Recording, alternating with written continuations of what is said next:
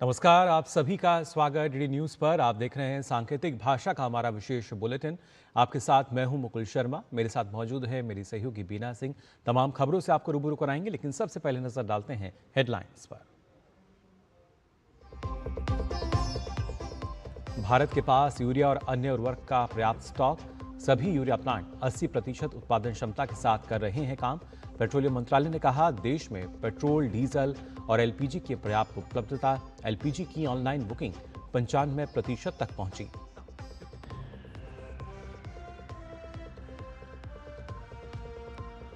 तमिलनाडु और पश्चिम बंगाल में नामांकन दाखिल करने का दौर जारी।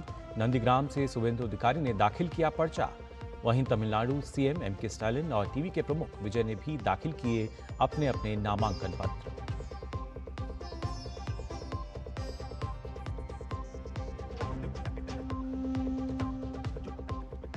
भाजपा प्रतिनिधिमंडल नई दिल्ली में चुनाव आयोग से मिला। पश्चिम बंगाल को लेकर सौंपी गंभीर याचिका। ममता सरकार पर लगाया चुनाव को हाईजैक करने का आरोप। स्वतंत्र और निष्पक्ष चुनाव कराने की मांग।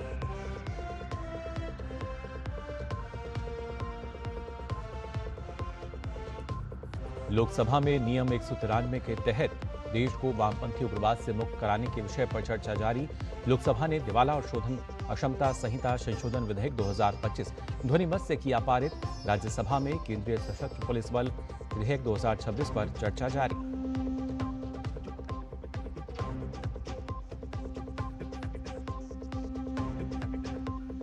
इलेक्ट्रॉनिक्स निर्माण में आत्मनिर्भरता की ओर भारत का एक और बड़ा कदम। इलेक्ट्रॉनिक्स कंपोनेंट मैन्युफैक्चरिंग स्कीम के तहत 29 प्रोजेक्ट्स को मंजूरी।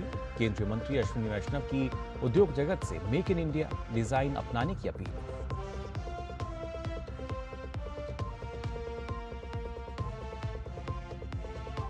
और जनगणना 2027 का रोड मैप तैयार। 2 चरणों में डिजिटल माध्यम से होगी जनगणना।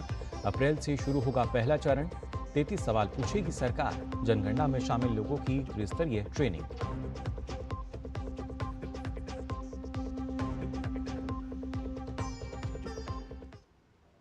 और आइए अब खबरें देखते हैं विस्तार से। पश्चिम एशिया के हालिया घटनाक्रम को लेकर आयोजित अंतर मंत्रालय प्रेस वार्ता में पेट्रोलियम एवं प्राकृतिक गैस मंत्रालय की संयुक्त सचिव सुजाता शर्मा ने कहा कि देश में पेट्रोल, डीजल और एलपीजी की पर्याप्त उपलब्धता है। उन्होंने कहा कि घरेलू बाजार में डीजल और विमानन टरबाइन ईंधन की उपलब्धता को बनाए रखने के लिए एक्सपोर्ट लेवी लगाई गई है। पेट्रोलियम मंत्रालय की संयुक्त सचिव ने लोगों से अफवाहों पर ध्यान नहीं देने और जरूरत के अनुसार ही ईंधन खरीदने की बात कही।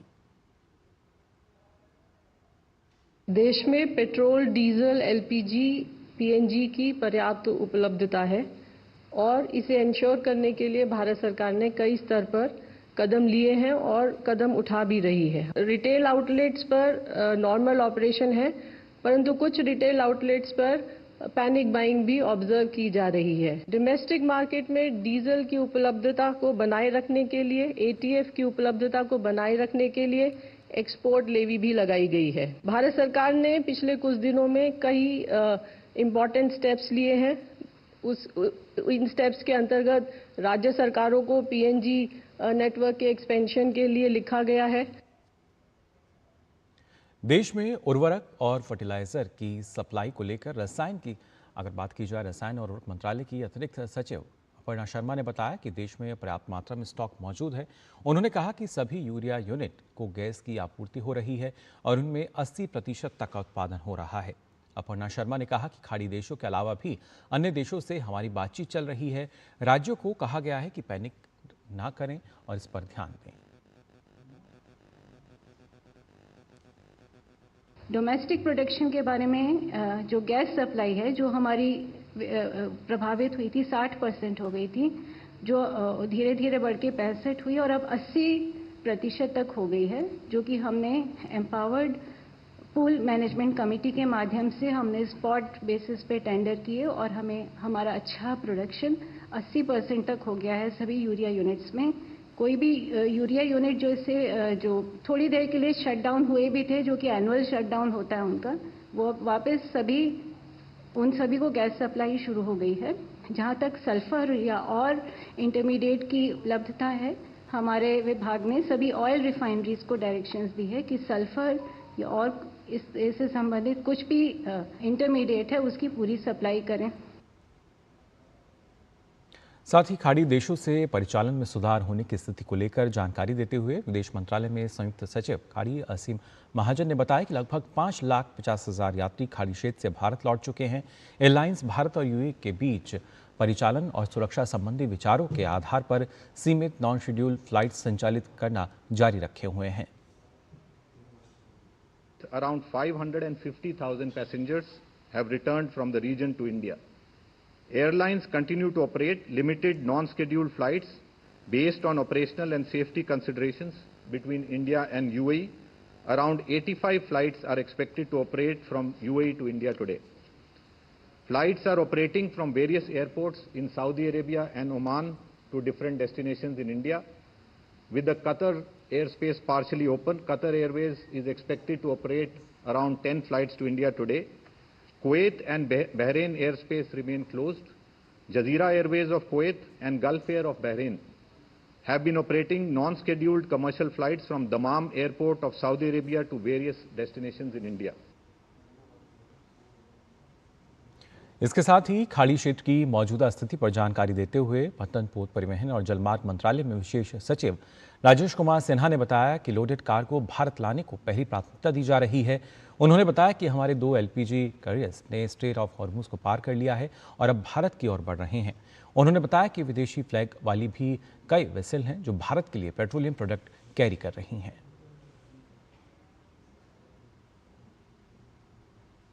पर्शियन गल्फ में 18 भारतीय जहाज हैं इस वक्त और उसमें 485 इंडियन सीफेयर्स नाविक हैं। ये सभी सुरक्षित हैं और पिछले 24 घंटे में कोई भी सामुद्रिक घटना की सूचना नहीं है। हमारे 2 एलपीजी कैरियर्स BW टियर और BW एल्म, इन दोनों ने वो रास्ता सफ़र तय किया। इन्होंने स्ट्रेट ऑफ हॉर्मुज को क्लियर किया और ये अब भारतीय पोर्ट्स की तरफ अग्रसर हैं।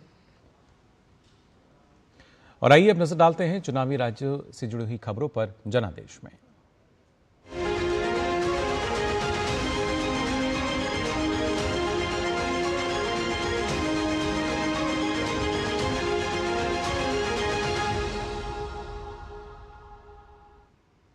भाजपा अध्यक्ष नितिन नवीन ने असम के मोरीगांव में एक चुनावी रैली को संबोधित करते हुए कांग्रेस पर तीखा हमला बोला।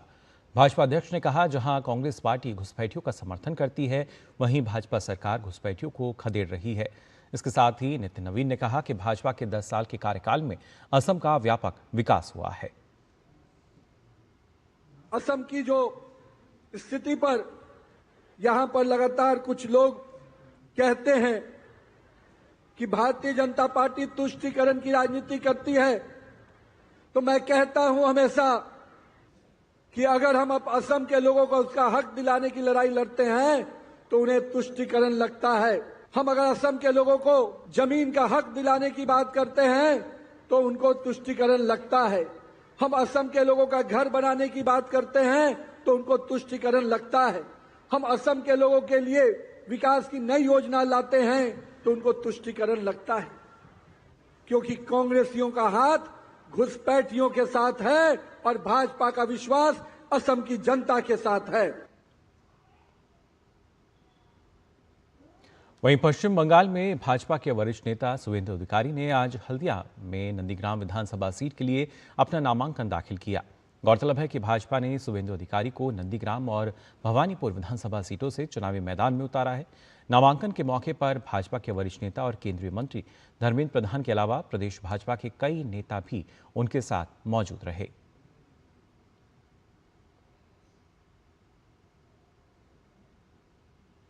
और नामांकन दाखिल करने से पहले भाजपा नेता शुवेंदु अधिकारी ने पश्चिम बंगाल के हल्दिया में भव्य रोड शो भी किया। भवानीपुर और नंदीग्राम से भाजपा उम्मीदवार शुवेंदु अधिकारी के रोड शो के दौरान बड़ी संख्या में पार्टी कार्यकर्ता और समर्थक सड़कों पर नजर आए।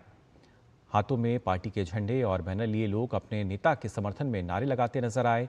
पूरे इलाके में उत्साह और जोश का माहौल देखने को मिला। इस दौरान अधिकारी ने लोगों का अभिवादन स्वीकार किया और कई स्थानों पर रुककर आम जनता से सीधे संवाद भी किया। उन्होंने कहा कि पश्चिम बंगाल में निश्चित रूप से कमल खिलेगा। प्रधानमंत्री नरेंद्र मोदी के नेतृत्व में पश्चिम बंगाल में भाजपा की सरकार आएगी। जो भारतीय संस्कृति, सनातन संस्कृति और विकास के लिए काम करेगी। भाजपा प्रतिनिधिमंडल ने नई दिल्ली स्थित निर्वाचन सदन में आज चुनाव आयोग से मुलाकात की। इस प्रतिनिधिमंडल में केंद्रीय मंत्री पीयूष गोयल, किरेन रिजिजू, डॉक्टर सुकांत मजूमदार, भाजपा के राष्ट्रीय महासचिव और सांसद अरुण सिंह, सांसद अनिल बलूनी और ओम पाठक शामिल थे। बीजेपी प्रतिनिधिमंडल ने चुनाव आयोग से चुनावी प्रक्रिया से जुड़े महत्वपूर्ण मुद्दों पर बातचीत करके एक ज्ञापन सौंपा। केंद्रीय मंत्री किरेन रिजिजू ने चुनाव आयोग से मुलाकात के बाद कहा कि इस समय देश के 5 राज्यों में चुनाव हो रहे हैं, लेकिन विशेष रूप से पश्चिम बंगाल की स्थिति बेहद चिंताजनक है। वहां चुनाव प्रक्रिया को हाईजैक करने की कोशिश की जा रही है और तृणमूल कांग्रेस द्वारा माहौल खराब किया जा रहा है। किरेन रिजिजू ने आरोप लगाया कि पश्चिम बंगाल की मुख्यमंत्री ममता बनर्जी पर आरोप है कि वह मतदाताओं को डरा धमका रही हैं। किरेन रिजिजू ने चुनाव आयोग से आग्रह किया कि वह इस स्थिति को गंभीरता से लेते हुए सख्त कदम उठाएं और सुनिश्चित करें कि पश्चिम बंगाल में चुनाव पूरी तरह स्वतंत्र, निष्पक्ष और शांतिपूर्ण तरीके से संपन्न हो।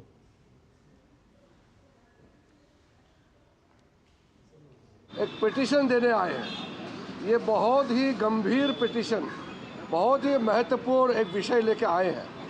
अभी जो चुनाव हो रहे हैं 5 राज्यों में, उसमें से सबसे विशेषकर पश्चिम बंगाल में चुनाव को पूरा हाईजैक करने के लिए, लोकतंत्र को पूरा कब्जा करके, लोगों को अपना मत देने का अधिकार को वंचित रख करके, डरा धमका करके पश्चिम बंगाल में जो तबाही मचा रखा है, वहाँ के मुख्यमंत्री ममता बनर्जी और तृणमूल कांग्रेस ने जो हालात बना के रखा है, उसको लेकर के गंभीर चर्चा इलेक्शन कमीशन ऑफ इंडिया के साथ हम लोगों ने बैठक की।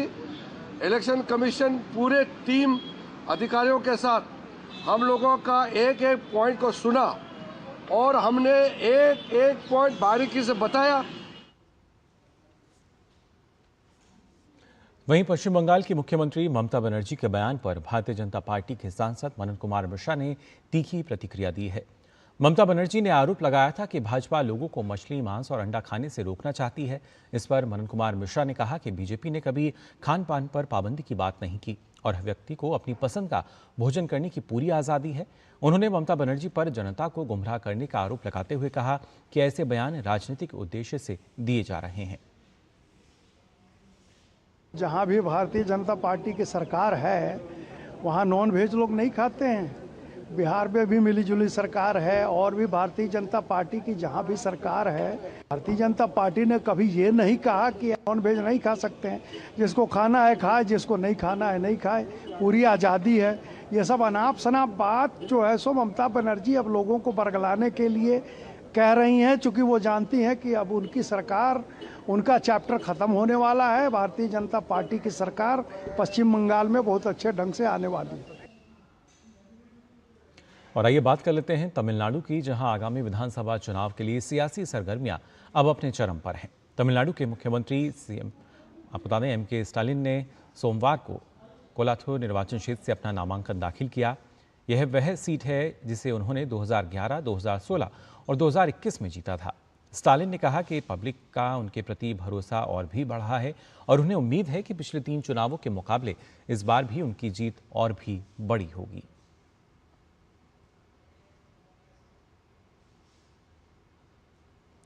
वहीं दूसरी ओर अभिनेता से राजनेता बने टीवी के प्रमुख विजय ने अपना नामांकन दाखिल किया। वह पेरम्बूर और तिरुचिपुर निर्वाचन क्षेत्र से राज्य विधानसभा चुनाव लड़ रहे हैं। विजय ने सत्तारूढ़ डीएमके और सीएम स्टालिन पर तीखा हमला करते हुए राज्य की कानून व्यवस्था पर सवाल उठाए और स्टालिन परिवार पर राज्य की संपत्ति को हड़प लेने का आरोप लगाया। विजय ने तमिलनाडु से डीएमके की सत्ता को उखाड़ फेंकने की जनता से अपील की।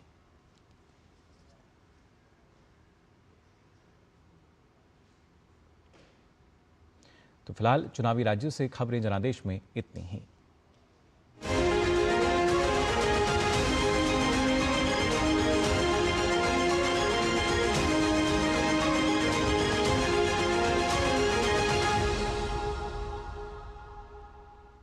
और यहां फिलहाल हम रुक रहे हैं एक छोटे से ब्रेक के लिए, जल्द हाजिर होते हैं।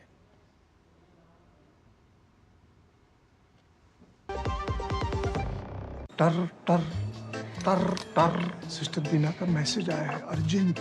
लिखा है मेरे बच्चे के ट्रीटमेंट के लिए 1 लाख रुपए चाहिए डॉक्टर, तुरंत भेज दीजिए प्लीज। सिस्टर बीना, मैं पहले सिस्टर बीना को फोन करके पूछूंगी फिर भेजूंगी, क्योंकि मैं मूर्ख नहीं हूँ। Well done doctor. यूपीआई कहता है अगर पहचान के व्यक्ति से भी ऐसे मैसेज आए तो हो सकता है कि उनके मैसेजिंग ऐप हैक्ड हो। तो पहले नॉर्मल कॉल करके चेक करो और कहो मैं मूर्ख नहीं हूँ। जाइए आप भी किसी का टेस्ट लीजिए। जब धरती चीर कर निकलता है लोहे का पत्थर और मिलता है मोंगिया के जोश से, फिर तपता है, पिघलता है और बनता है फौलाद।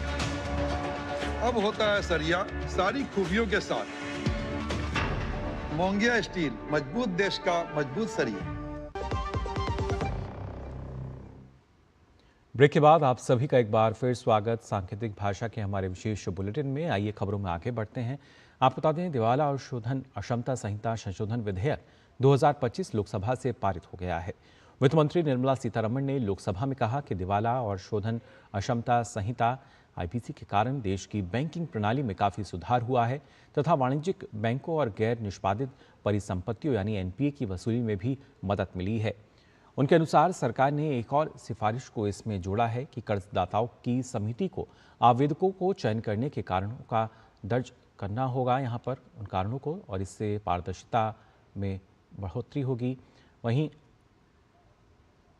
The IBC amendments bill, which seeks actually to strengthen the existing insolvency framework under the Insolvency and Bankruptcy Code of 2016. Practical challenges and incorporating evolving global best practices are being addressed, and also the experience that we've gained between 2016 and now, with us in between several amendments which had taken place, are being kept in mind. वित्त मंत्री ने कहा कि NPA की वसूली में इस संहिता की प्रभावी भूमिका रही है। सीतारमण के अनुसार वाणिज्यिक बैंक के एनपीए की कुल वसूली में दिवाला संहिता का 54% से अधिक का योगदान रहा है। सीतारमण का कहना है कि आईबीसी का कभी यह बुनियादी मकसद नहीं रहा कि इसे कर्ज वसूली के औजार के रूप में इस्तेमाल किया जाएगा। वित्त मंत्री ने कहा कि आईबीसी की व्यवस्था के कारण अब दिवाला से जुड़े मामलों के निस्तारण में कंपनियों के पहले से बहुत बेहतर काम कर रही हैं, जबकि पहले ऐसा नहीं था। The IBC has been a very big role player, a crucial role player in improving India's banking sector. The IBC has proven very effective as a channel in recovering the NPAs for the scheduled commercial banks. Banks have recovered, scheduled commercial banks have recovered a total of 1,04,099 crore through various channels. Of this, the IBC channel alone contributed a significant 54,528 crore. That is 52.3% of all assets recovered.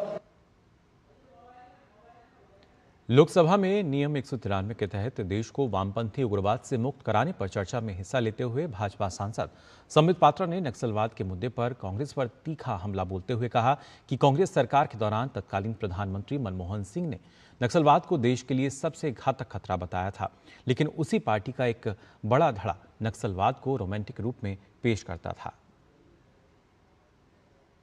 जहां कांग्रेस के तत्कालीन प्रधानमंत्री मनमोहन सिंह जी का मानना था नक्सलिज्म से खराब इस देश में कुछ नहीं हो सकता है, घातक और कुछ नहीं हो सकता है, वहीं कांग्रेस का एक बहुत बड़ा दूसरा धड़ा था विच रोमांटिसाइज्ड नक्सलिज्म, जिनका रोमांस था नक्सलिज्म के साथ, विच लव नक्सलिज्म। और उसमें आप याद करिए अरुंधति रॉय जो इनकी बहन है, जिनसे ये आइडियोलॉजी लेते हैं, अरुंधति रॉय ने नक्सलिज्म के लिए एक शब्द का, एक फ्रेज का प्रयोग किया था, गांधीयंस विथ गन। उन्होंने कहा था ये जो नक्सल्स हैं ये गांधी जी के समान है, बस फर्क इतना है कि इनके हाथ में बंदूक है। इस दौरान समित पात्रा ने कहा कि जब लोगों ने नक्सलवाद से तंग आकर सलवा जुलूम के रूप में एकजुट होकर इसके खिलाफ लड़ाई शुरू की, तब कांग्रेस नेताओं ने इसके खिलाफ सुप्रीम कोर्ट में याचिका दायर की। इसके बाद अदालत के फैसले से सलवा जुलूम को समाप्त कर दिया गया। उन्होंने दावा किया कि अगर ऐसा नहीं हुआ होता तो नक्सलवाद बहुत पहले ही खत्म हो चुका होता।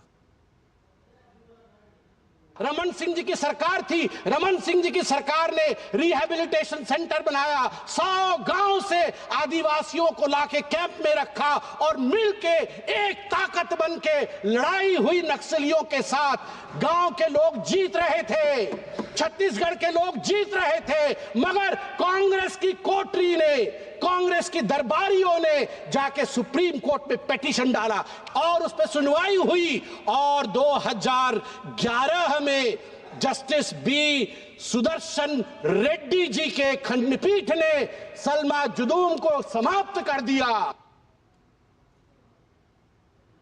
खबरों में आगे बढ़ते हैं। आपको बता दें, इलेक्ट्रॉनिक कंपोनेंट मैन्युफैक्चरिंग स्कीम के तहत केंद्र सरकार ने 29 नई परियोजनाओं को मंजूरी दी है। केंद्रीय इलेक्ट्रॉनिक्स एवं सूचना प्रौद्योगिकी मंत्री अश्विनी वैष्णव ने इन परियोजनाओं को मंजूरी के परिपत्र प्रदान किए। इनमें कुल 7,104 करोड़ रुपए का निवेश होगा। अब तक इस योजना में 75 परियोजनाओं को मंजूरी मिल चुकी है, जिसमें 61,671 करोड़ रुपए का निवेश शामिल है।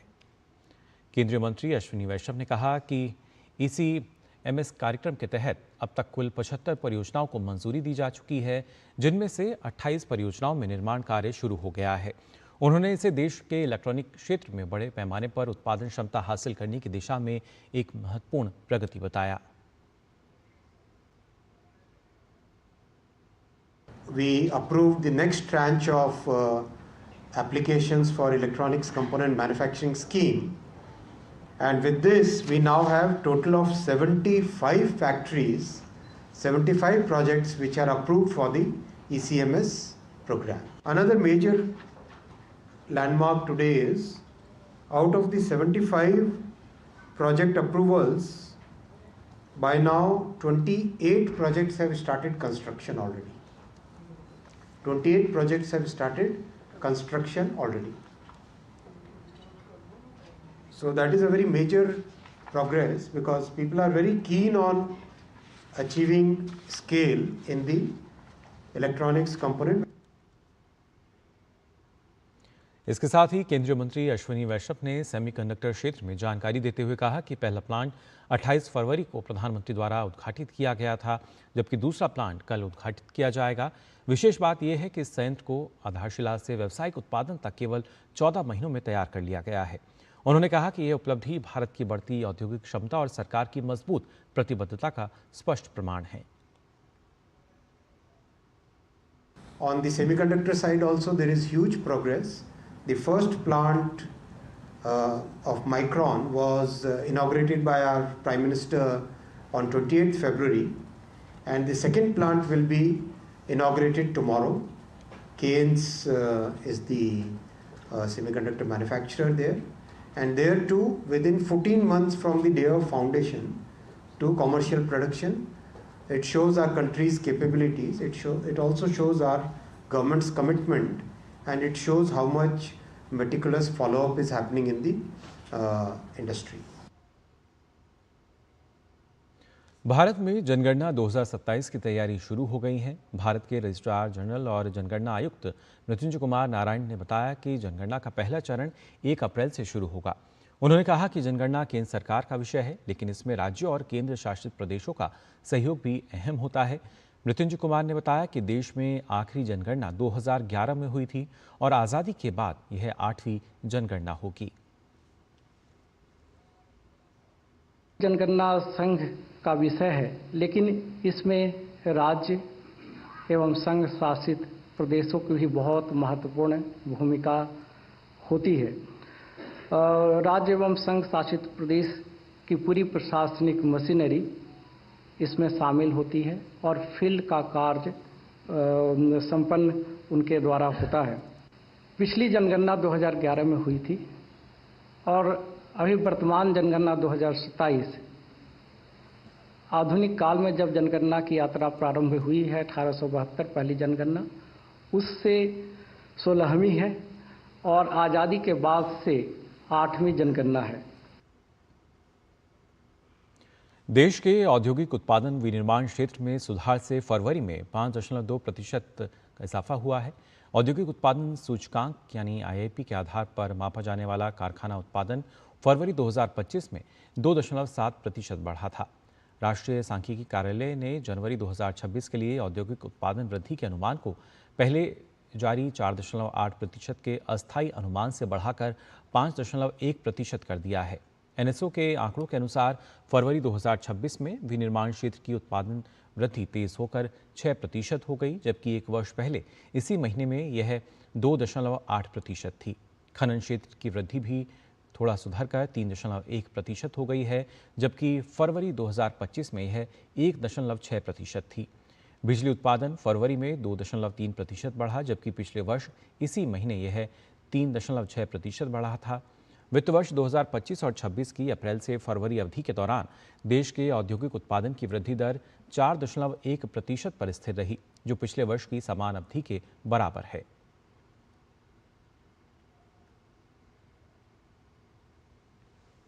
तो फिलहाल के लिए सांकेतिक भाषा के इस विशेष बुलेटिन में बस इतना ही। मुझे और मेरी सहयोगी बीना सिंह को दीजिए अनुमति। नमस्कार।